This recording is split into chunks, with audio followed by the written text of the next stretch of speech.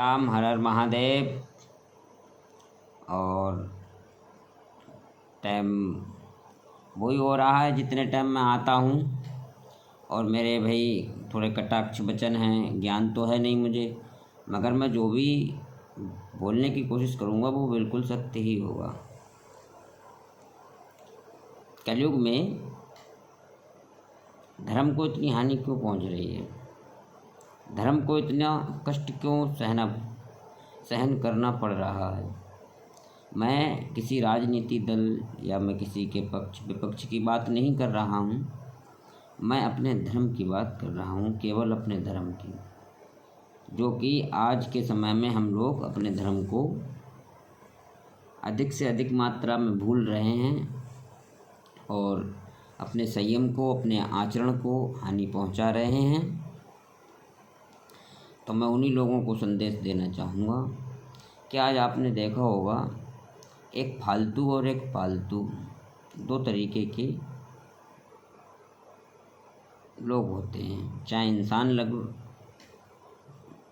मान लो, चाहे जानवरों में से मान लो। जैसे मान के चलो, मैं एक उदाहरण में बताता हूँ आपको कि जैसे एक कुत्ता है, एक फालतू घूम रहा है और एक किसी का पालतू है।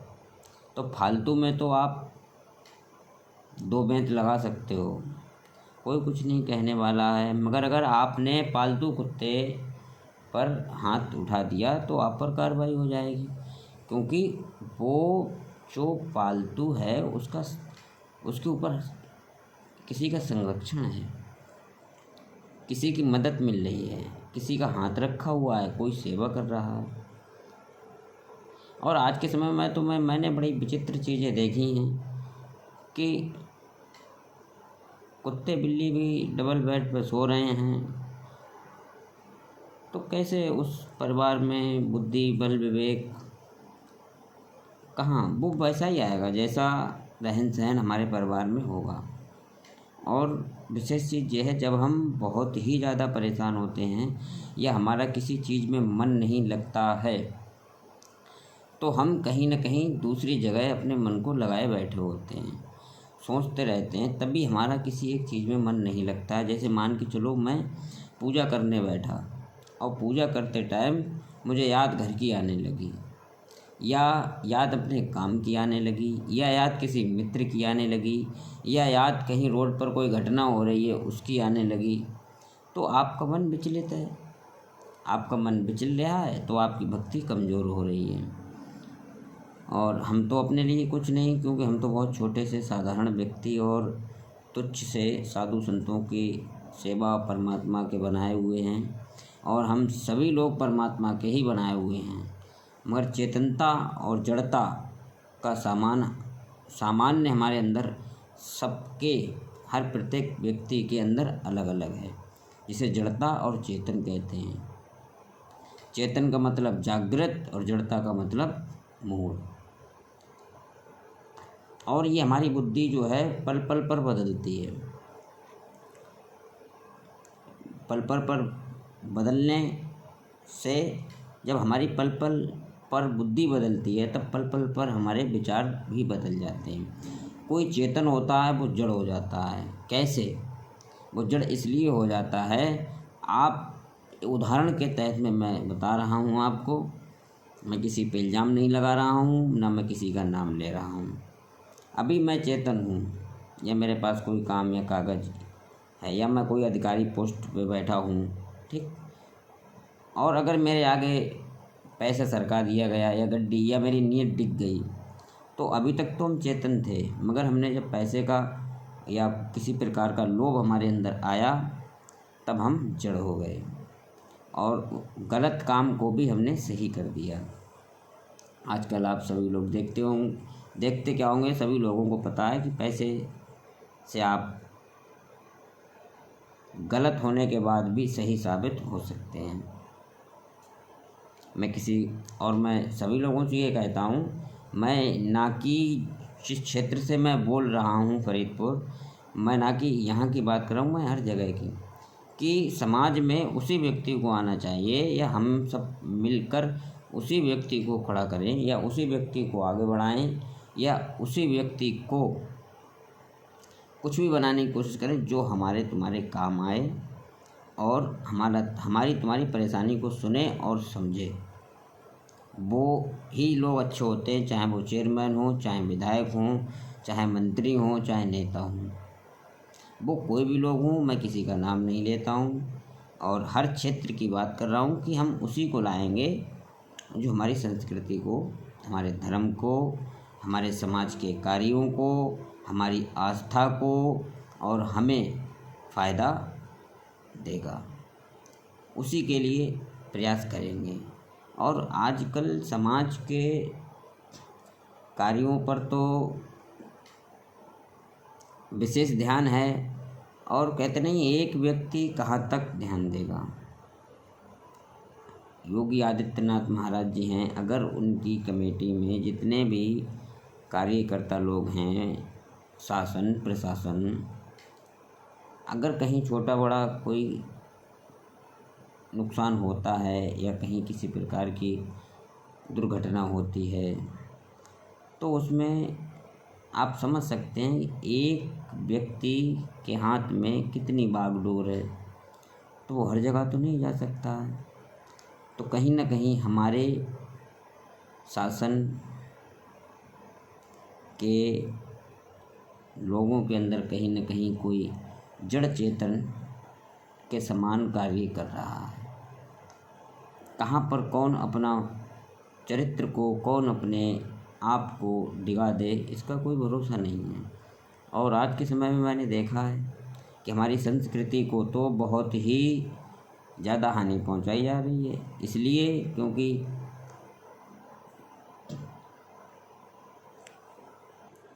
क्योंकि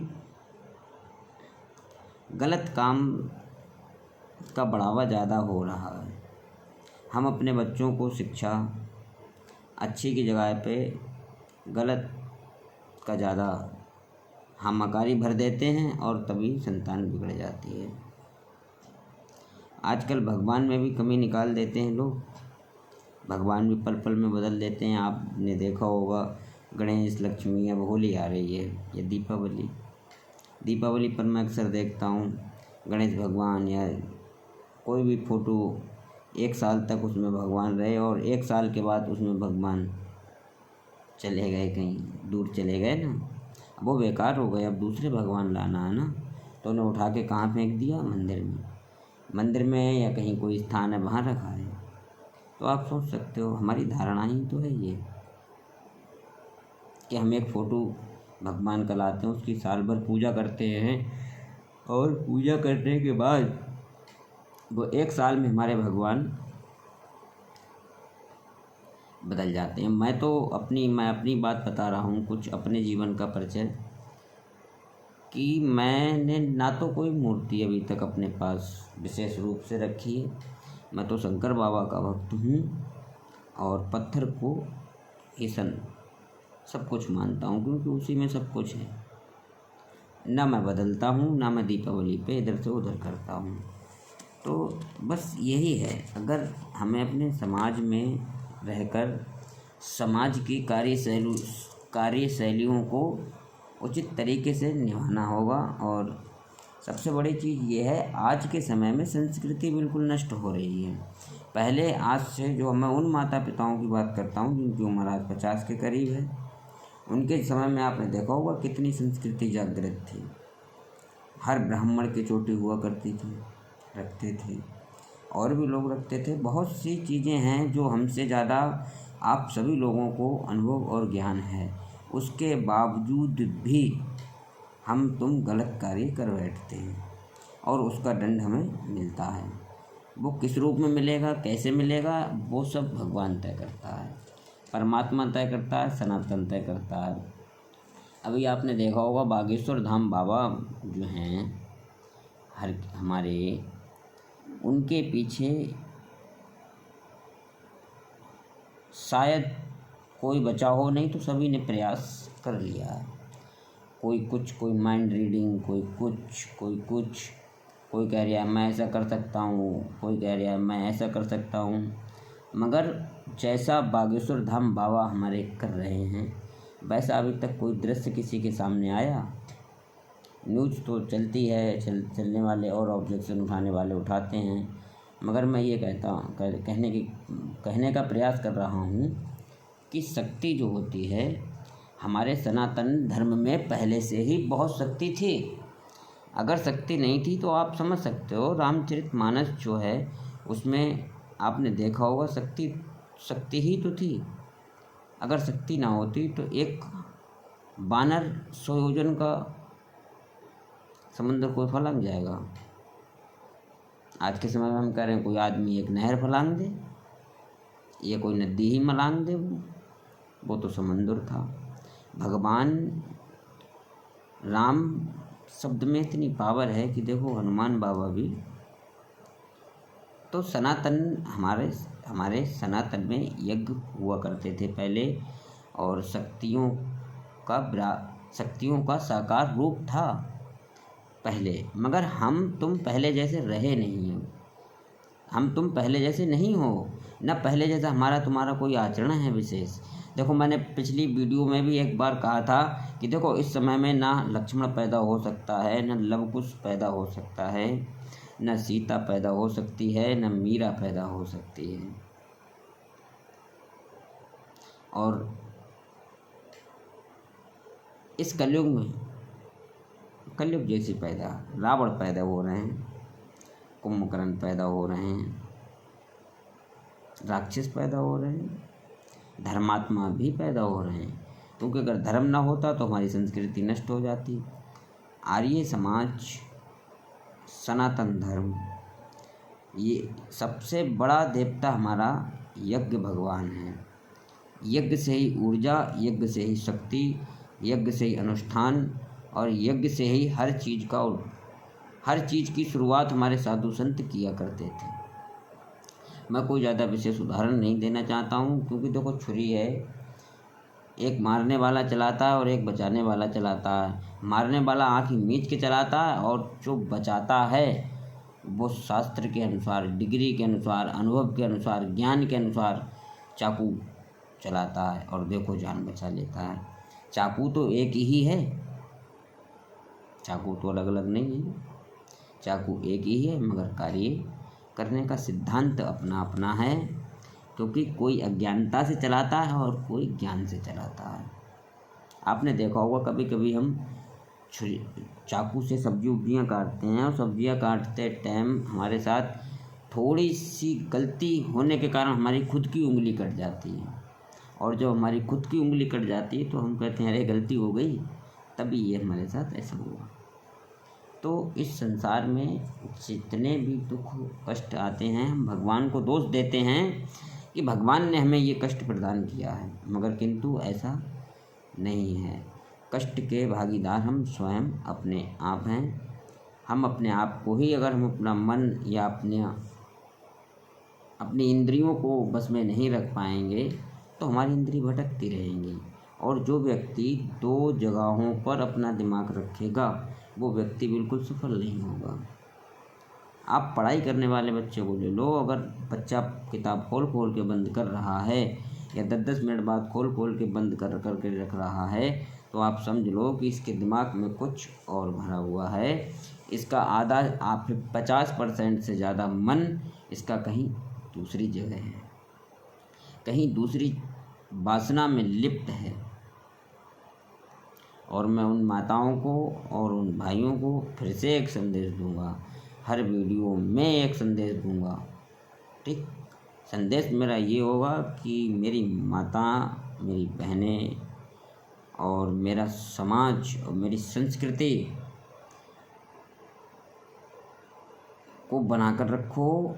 कुछ प्राप्त नहीं होता है गंदी त्रुटियों से, गंदे कर्मों से या गंदे कार्य करने से। और हम तो ये कहते हैं कि हिम्मत कितनी बड़ी है हमारी माताओं बहनों की, कि मैं उन माताओं की बात कर रहा हूँ जो पूतना हैं, शूर्पणखा हैं, राक्षस हैं। मैं उन माताओं की बात नहीं जो दुर्गा हैं, सरस्वती हैं, गौरी हैं, लक्ष्मी हैं, कात्यायनी हैं, सावित्री हैं, मीरा हैं। मैं उनको प्रणाम करता हूँ हृदय से।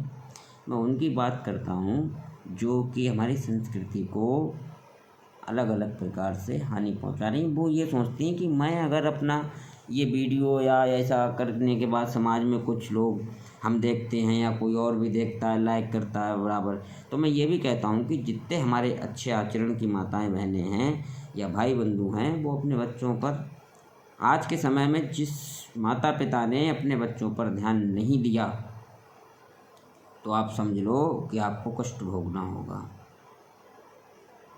क्योंकि कलयुग है। कलयुग। और एक बात बता के जा रहा हूँ, क्योंकि टाइम काफ़ी हो रहा है, विश्राम करूँगा। राजा परीक्षित जी का राज्य आया था पांडवों के बाद। तब धर्मराज ने कहा था कि बेटा अब 2 महीने बाद कलयुग आने वाला। कलयुग आ गया। मैं ज्ञान की बात नहीं, मैं एक साधु संतों की टूटी फूटी, क्योंकि मैं बिल्कुल अनपढ़ हूँ, पढ़ा लिखा हूँ नहीं, तो मैं सिर्फ सुनी हुई बता रहा हूँ और पूरी तरीके से नहीं, जो मुझे याद है मैं वैसा ही बता रहा हूँ, मगर सही है। तो कलयुग ने उन्हें पूछा कौन, तो बोला कलयुग।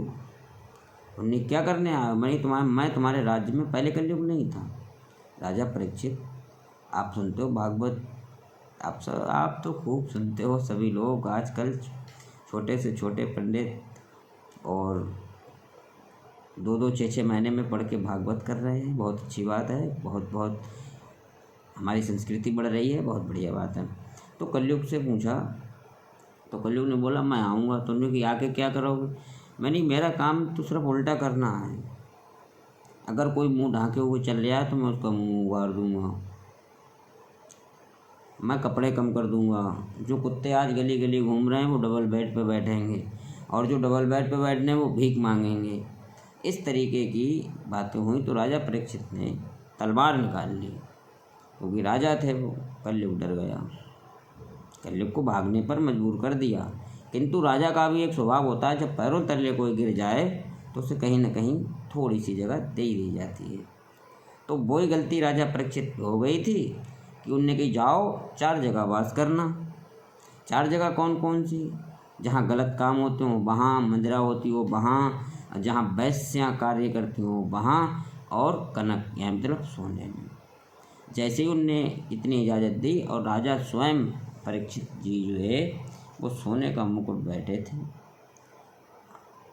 वो सोने का, सॉरी मिस्टेक हो गई, वो सोने का मुकुट पहने हुए थे। कलयुग उसी के ऊपर बैठ गया, और जैसे ही कलयुग उसके ऊपर बैठा तो जैसा कलयुग ने कहा ठीक वैसा ही करा, क्योंकि सब उल्टा करना था उसे। राजा परीक्षित शिकार पर निकले थे, उनकी कहते नहीं कलयुग बैठा और मति हर ली और गलत कर्म कर बैठे, और श्राप मिल गया उनके लिए कि 7 दिनों में मृत्यु हो जाएगी। जब 7 दिनों में मृत्यु सुनी तो आप समझ सकते हो, आप ही को कोई अगर डॉक्टर बता दे कि आप 8 दिन में मर जाओगे, तो 8 दिन जब बताएगा डॉक्टर तभी मर जाओगे आप। तो राजा परीक्षित को कोई रिश्तेदार, कोई नातेदार नहीं दिखा, ना कोई साधु ना कोई संत, क्योंकि जिसने भी सुना तो वो पीछे हट गया कि कैसे मैं तुम्हारा ये पाप 7 दिन में धो दूँगा, है ना। तो सुखदेव संत जिसे कहते हैं भगवान शंकर के मुखार बिंद से जिसने भागवत सुनी थी, और आप सभी हमारे जनमानस हिंदू भाई, आप सभी लोग साधु संतों के मुंह से भागवत टीवी पर आती है और लोग करते भी, तो आपने सुना होगा। तो मैं क्या इसमें बताऊं, बस मैं तो एक सिर्फ छोटा सा संदेश बताना चाह रहा हूं, आगाह करना चाह रहा हूं कि हमारी संस्कृति या हमारे कर्म या हमारे, मैंने कहा कि सबसे बड़ी चीज़ है कर्म। कर्म आप सही करते रहोगे तो आपका संसार भी सही रहेगा। आपके पास कितनी भी संपत्ति हो, बहुत से ज़्यादा ढेर संपत्ति होने के बावजूद भी अगर आपके कर्म खराब हैं तो एक दिन वो संपत्ति आपसे नाराज़ होकर किसी दूसरे के पास चली जाएगी। ये प्रमाण है आज का। आपने देखे होंगे बड़े बड़े मंत्री एकदम जिनके मकान गिरा दिए बाबा ने, तो ये क्या है, एकदम संपदा इकट्ठी थी, मगर कहते नहीं कर्म और पाप, कहीं न कहीं कोई गलती, कोई त्रुटि ऐसी हो गई जो कि लक्ष्मी सब चली गई। लक्ष्मी को रोकना है तो संस्कृति को रोको, और संस्कृति को रोकोगे तो आपकी पीढ़ी ब पीढ़ी, दर ब दर पीढ़ी, कहने का मतलब ये संस्कार अच्छे से अच्छा पैदा होता है और बुरे से बुरा पैदा होता है। जय श्री राम, हर हर महादेव। अगर मुझसे कोई भूल चूक मिस्टेक हो गई हो तो क्षमा याचना चाहता हूँ। और आज तो खैर मैंने कोई ऐसे विशेष कटु वचन भी नहीं कहे, बस मैं इतना ही कहता हूँ कि मुझे जो भी सुने, बस सुनने के बाद थोड़ी सी हमारी उल्टी सीधी बातों पर विचार करें। जो भी मैंने उल्टा सीधा बोला है उस पर थोड़ा सा विचार करें कि संस्कृति को हमारे बना के रखो। मत करो, मत उस चीज़ को लाइक करो जो गलत है। जब आप उस चीज़ को इग्नोर कर दोगे तो वो आपके पास नहीं आएगी बार बार, चाहे वो फ़ोन हो चाहे वो एप्लीकेशन हो। आपने देखा होगा हम जिस चीज़ को लाइक करते हैं, ठीक, वो चीज़ हमारे सामने बार बार आती है। तो मत करो उसे, अच्छे को करो। बच्चों को सिखाओ, बच्चों को पढ़ाओ, बच्चों को बहुत प्यार दो, मगर अगर कोई गलत कृत्य करे तो उसे दंड भी दो। जय श्री राम, हर हर महादेव। होली की हार्दिक शुभकामनाएं। और मातृशक्ति को मेरा प्रणाम, पितृशक्ति को भी प्रणाम, समाज को भी प्रणाम करता हूँ। सनातन धर्म की जय हो। और मैं सनातनी हूँ, हिंदू हूँ। भारत माता की जय। और शासन प्रशासन इन दोनों को नमस्कार करता हूँ, क्योंकि इस टाइम हमारे योगी बाबा जी महाराज और मोदी साधु संतों की सरकार है, तो अच्छे कार्य हो रहे हैं। प्रयास यही है, अगर सभी हिंदुओं का सहयोग मिलेगा तो हमारे योगी आदित्यनाथ हिंदू राष्ट्र एक दिन बना के रहेंगे। और दूसरी चीज़ ये है कि मैं तो कुछ नहीं, मेरे भाई बहुत तेरे मैदान में उतरे हुए हैं, और इस बार भी मोदी सरकार होगी। ये मेरा अपना मत है। मैं किसी से कोई राजनीतिक दल वाली बात नहीं, ये मेरी अंतरात्मा और मेरा प्यार बोल रहा है कमल के फूल के लिए। बस। हर हर महादेव। जय श्री राम, हर हर महादेव। ओम नमः शिवाय। ओम भूर्भुवः स्वः तत्सवितुर्वरेण्यं भर्गो देवस्य धीमहि धियो यो न प्रचोदयात्। काल भैरव का आशीर्वाद सब पर बना रहे। अंतिमति स्वागति। हर हर महादेव।